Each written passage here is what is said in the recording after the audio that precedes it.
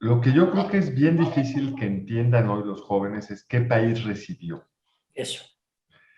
Eh, Hay esta visión que López ha puesto muy bien en el debate, como llegaron estos siniestros neoliberales y cambiaron el modelo y estábamos antes poca madre. Ni madres. Este, es un país que está pues, deshaciéndose entre las manos. Administrar eso y darle un cierto sentido y lograr como darle un rumbo, el cambio de rumbo, no solo sobrevivir, cambiar el rumbo, entendió muy bien las necesidades que por el déficit fiscal o la cerrazón de la economía requerías en términos de políticas públicas, que para el presidente López Obrador es una gran traición. Lo que recibe el presidente López Obrador es un país a toda madre, o sea, él cambia de rumbo porque quiere. López Obrador ha decidido nacionalizar o renacionalizar o recrear la hegemonía de Pemex y SFE porque quiere. No hay ninguna necesidad de hacerlo. Habla que en el sindicato de Pemex las cosas se resuelven a balazos. Eran unos feudos que ahí medio controlaba el Estado. O sea, creo que una de las grandes oportunidades de este texto es recrear eso, ayudar a entender de dónde venimos. Llegó primero a ser precandidato, pues se tuvo que ir a sentar con Fidel. Entonces tuvieron que presentarse frente a los sectores, ¿no? Obrero, campesino y patronal, pues para tener cierta aprobación. Y ellos sabían que tenían que hacer ese lobbying, ¿no? Cosa que hoy no. Pero no solo eso que es cierto, pero esa es la primera derivada. La segunda es, ya en el poder, pues tenía que tomarlos en consideración. López Sí, Obrador no. O sea, contrastar el mundo de las restricciones en la sí. que gobernó, el trabajo no es contrastarlo con el mundo de no restricciones con el gobierno de López, pero como para poder transmitir qué era gobernar con restricciones y por qué entonces había que ser lo responsable para ir llevando el barco a feliz puerto, ¿no? ¿Cómo conociste tú a Miguel de la Madrid? Y No, yo a Miguel luego, de la Madrid, a ver, perdón, te interrumpí. no, perdón, y luego nada más, pues, ¿cuáles eran tus impresiones en relación a eso? 1989 o 90, es decir, mientras el periodo donde fue presidente no lo vi una sola vez. Lo vi ya como expresidente en el contexto de la investigación de mi tesis doctoral, que era sobre cómo se había reconstruido la relación gobierno-empresarios después de la nacionalización bancaria, con la precisión y amabilidad. Carlos, tiene usted todo el tiempo que necesite. Es que te hablaba de usted, ¿no? Tiene usted todo el tiempo que necesite. Y sacó su cigarro. Oiga, yo no sabía que usted fumara. Me dijo, Carlos, el presidente de México no puede fumar en público. Como esta sensación de, pues a mí me están entregando el Estado mexicano. Yo tengo que darle un rumbo, llevarlo a feliz puerto al Estado mexicano, no mi proyecto personal. Si yo fumo, pues es un proyecto mío personal. Yo no tengo por qué fumar en público, como no tengo que hacer en público todo aquello que pueda lastimar la investidura presidencial. Pero entonces era un tecnócrata. Es decir, no había tenido un puesto de elección popular, la razón por la cual había llegado a la presidencia era por su capacidad de gestión administrativa, etcétera. Pero el tema central fue, por supuesto, la nacionalización bancaria, que le pregunté, ¿y usted no se molestó cuando le informaron? ¿No le dijo al presidente López Portillo? Claro que me molesté, pero yo no le podía pedir que no lo hiciera, como él no me podía pedir permiso, porque entonces nos hubiéramos peleado. Esto, como dice por ahí, me quieren cinchar y no me voy a dejar cinchar, ¿no? O sea, me quieren condicionar mi administración, pero tenemos que encontrar un mecanismo institucional de resolver esto. Hablando, entonces me contó pues cómo lo que trató fue de minimizar el costo de la nacionalización, cómo buscó, y aquí ya no me acordaba de eso, infructuosamente tener una reforma constitucional menos apretada de la que le impuso López Portillo, los pasos de la estabilización económica, lo claro que tenía la película.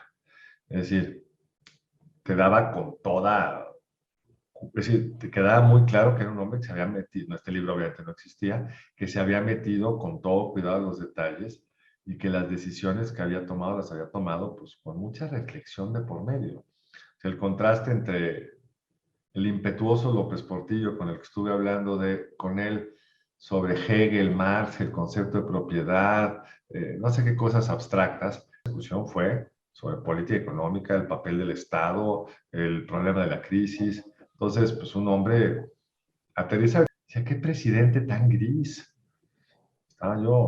Me dijo muy bien un profesor del colegio, Francisco Gil Villegas, lo que necesitamos son presidentes grises. Lo que necesitamos es un presidente austero, adusto, cuidadoso. El presidente lo entendió muy bien en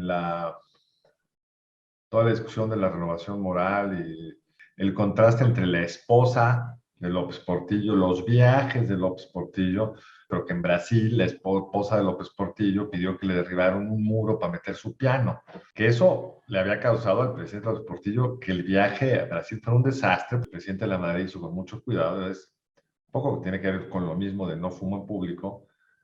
Tengo que mandar una señal clara de que el presidente mexicano es un hombre austero, respetuoso, de bajo perfil, que su familia se comporta de una forma normal, sin escándalos, sin excesos de todos tipos. La construcción de toda una imagen de la familia normal, del mexicano normal, el mexicano que venía de Colima, que había estudiado en la UNAM, sino un hombre republicano. Él necesitaba construir una credibilidad propia. Entonces creo que el presidente entendió muy bien que para estilar un sistema político que él valoraba por buenas razones, por que había dado pues, unidad al país, paz social, etcétera, se necesitaba hacer este cambio de rumbo. Lo hizo porque no le quedaba de otra para preservar que la capacidad del PRI de mantenerse en el poder, que a él le parecía la forma de mantener la unidad nacional. O sea, porque era un hombre formado en la idea de que el PAN era poner en riesgo la soberanía nacional. Estos tienen derecho a competir, pero solo nosotros tenemos derecho a ganar. Tenía muy clara la teoría, sin haberlo leído probablemente, de las transiciones de la democracia, que es el partido en el poder hace todo, tiene un gran dilema. Abro, y corro el riesgo que la apertura me desborde, o mantengo cerrado el sistema político mexicano y corro el riesgo del estallido. Pues voy dando espacios.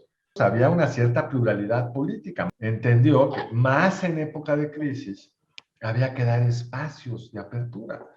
El riesgo de la apertura es que luego pierdas.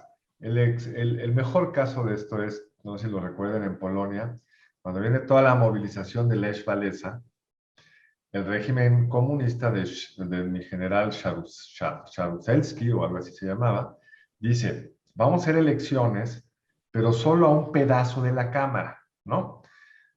No sé, 60% de la Cámara de Diputados, como se llamara, del Parlamento, lo impongo yo. El otro 40, no sé cuánto, pero era una pequeño, lo vamos a elegir. Y Solidaridad ganó todos esos. Se acabó la legitimidad del gobierno. López Portillo, cuando abre, le permite al PSUM competir políticamente. Algunos le decían, va a sacar el 40%, va a ser el fin de tu gobierno. No, pues sacó el 6%. ¿Cómo abro el sistema político mexicano con la esperanza de que no se me desborde? La gran sorpresa en el 83 del PAN empezando a ganar elecciones en el norte, municipales, legislativas, que llega a su punto más complicado con la elección del 86 en Chihuahua. Él abrió en dos sentidos, porque de hecho esa reforma en la creación de los diputados de representación proporcional, pues nunca se imaginaron un desenlace electoral como el del 88. Necesitaba abrir el sistema, necesitaba que el proceso democrático le quitara compresión a la olla. Yo creo que la firma del GATT fue importantísima. Además, pues, todos recordamos que el presidente López Portillo no dio ese paso, que pudo haber cambiado la senda de la economía en el sexenio anterior.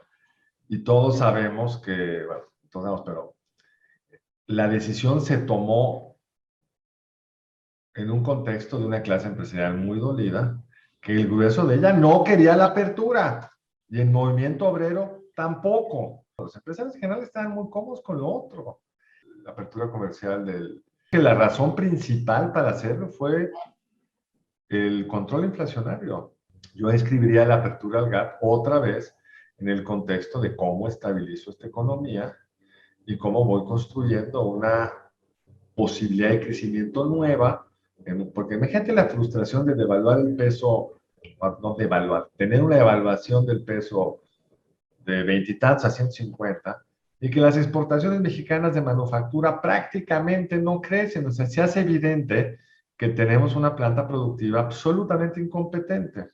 Ahora, ¿qué vieron Reagan y Thatcher de esto? Yo creo que Thatcher nada. Obviamente los Estados Unidos sí lo vieron. 88, me imagino.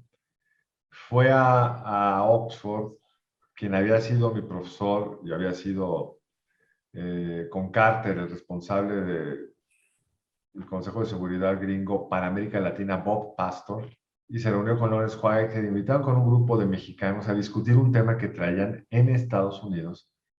Esa idea se originó en Estados Unidos de proponerle a México un tratado de libre comercio. Y eso es claramente una consecuencia del GATT. La retomaría Salinas en la segunda mitad de su administración. El legado más importante pues, es justo la estabilización, que la completó Salinas, pero la estabilización macroeconómica, con todas las anclas que eso requiere. Privatizar, abrir, darle cierta autonomía al Banco de México, generar una capacidad de contención, unas reformas administrativas. Entonces, todo ese andamiaje que va desde la reforma administrativa a la apertura comercial, eventualmente a la autonomía del Banco Central, pues ese es el gran éxito de los neoliberales, por usar la jerga del observador, que es what? López Obrador lo ha defendido quizá además. Y la segunda gran ancla es la apertura comercial. Es bien curioso cómo este cambio de rumbo, no, esta cuarta T, pues no cambió el rumbo en esos dos pilares fundamentales que ahí están. El otro, digamos, gran legado es el 88, en un sentido de, como en varias dimensiones. Primero, pues porque al haber impuesto en la candidatura interna a Salinas, haber obtenido la presidencia, pues es lo que le permite consolidar al presidente de la Madrid su proyecto. Pero el punto acá es, el otro gran legado es la sucesión presidencial, en por lo menos tres sentidos. Se consolida su proyecto, pero se abre la bomba esta del fraude electoral, la necesidad de una reforma electoral. Y digamos, el 88 pues es el gran detonador de la transición democrática, que lleva a la creación del IFE, o sea, es cuando la apertura se encuentra con sus límites y eso pues, se volvió insostenible. En el momento en que liberalizaste quién contaba los votos, pues llegó el 2000, digamos. Es muy importante es cómo se jugó entre esta parte de la fuerza de la tecnocracia y la parte neoliberal, Pemex y CFE. O sea, esas pues, no las tocaron, no las privatizaron. No solo no las privatizaron, sino no les pusieron competencia. Pero déjame ir ahí a un punto. Salinas se diría nacionalista revolucionario. Sí tenían esa cultura, por lo menos pero que la cultura de la historia. No solo la cultura de la historia, que es cierto, la cultura de el PRI es lo mejor que le pudo haber pasado al país y nuestra responsabilidad es darle viabilidad al PRI. Si no hubieran tenido esas necesidades de dinero, no hubieran privatizado Lázaro Cárdenas. Es porque se quedan sin fichas. Estaban a cargo de darle viabilidad a la economía, a la estabilidad macroeconómica, bajar los precios.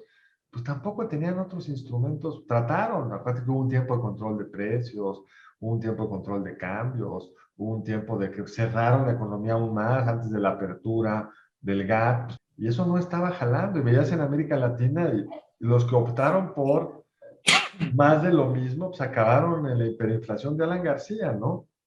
Entonces, ese es como un poco el mito que ha construido muy bien López Obrador. Estos no eran nacionalistas revolucionarios, estos vendieron al país, no, estos hicieron lo que tenían que hacer para darle viabilidad. El gran problema de estos expertos tecnocráticos se llama la crisis del 94. O sea, cuando no lograron hacer bien lo que supuestamente sabían hacer, que era el manejo macroeconómico, Si Zedillo y Salinas hubieran manejado el proceso sucesorio y la estabilidad macroeconómica sin problemas, pues el país hubiera crecido bien.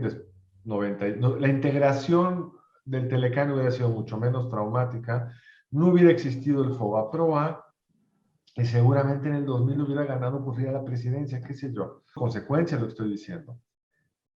Cuando los tecnócratas nos llevan de regreso a la inestabilidad macroeconómica por malas decisiones de política económica en lo que ellos eran supuestamente expertos, porque no entendieron el sentido del tipo de cambio fijo, el sentido del déficit comercial que se iba a ir metiendo con el Telecán, con un tipo de cambio fijo, los problemas del financiamiento del déficit de cuenta corriente con los instrumentos que escogieron para financiarlo, cuando se dedicaron a patear el bote para tratar primero de pasar la elección y luego el cambio de gobierno, ahí hundieron al PRI.